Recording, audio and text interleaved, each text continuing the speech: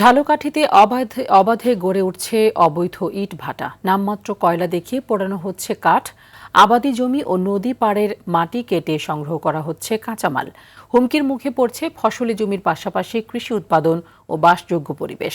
ঝালকাঠি প্রতিনিধি জহিরুল ইসলাম জলিলের পাঠানো তথ্য ও চিত্রে আরো জানাচ্ছেন সাকিব আল হাসান।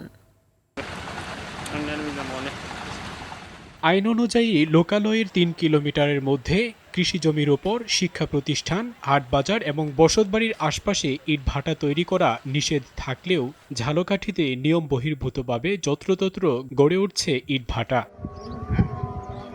পরিবেশ অধিদপ্তরের হিসেব অনুযায়ী জেলার ৪১টি ইটভাটার মধ্যে বৈধ মাত্র ১৯টি। এর বাইরে এসবি, জিজিবি, এমসিবি, 7 স্টার এবং রাজশাহী ক্লিন সহ অন্তত ২২টি ছোট বড় ইটভাটা চলছে কোনো অনুমোদন ছাড়াই। অবৈধ এসব ইটভাটা থেকে প্রতিবছর বিপুল রাজস্ব হারাচ্ছে সরকার। জ্বালানি হিসেবে কয়লা ব্যবহারের কথা থাকলেও কাঠ পুড়িয়ে তৈরি করা হচ্ছে ইট। আমাদের নারিকেল গাছে নারিকেল হয় না, সুপারি হয় না, ধান হয় না, সব কুয়াশায় ধানের উপরে পরে, ইরিধানের উপরে পরে। এই বাটা ওই সেইটা এই জাকির মিয়া করছে, এইখানে করছে ডাস্টবিন হেরাও করছে, এরা যাতে কোরআনটা শেষ হয়ে যাও, জনগণ না খাই মরো। পাশের জমিটা বৈশাখ মাসে আপনার নতুন পানি আসার সাথে সাথে ওইটা ফাটল ধরে আস্তে ভাঙে পড়িয়ে যায়। তারা তাদের জায়গা দেখাই তারা নদীর বা চর সব কাটতে নিয়ে যেতেছে।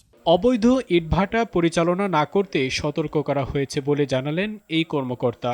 আমরা যে সকল অবৈধ ইটভাটার বিরুদ্ধে অভিযান করেছি, বন্ধ করেছি, আমাদের কাছে যদি আবার নিউজ আসে যে ইটভাটাগুলো আবার চলছে, আমরাও ইটভাটাগুলো আবার অভিযান করব, ওগুলো আবার বন্ধ করার ব্যবস্থা করব। এসব ভাটায় জ্বালানি হিসেবে বিপুল কাঠ পোড়ানোর ফলে একদিকে যেমন উজাড় হচ্ছে বৃক্ষ সম্পদ, অপরদিকে পরিবেশের উপর পড়ছে বিরূপ প্রভাব। দ্রুত প্রয়োজনীয় পদক্ষেপ নেয়ার দাবি সচেতন মহলের। সাকিব আল হাসান, RTV।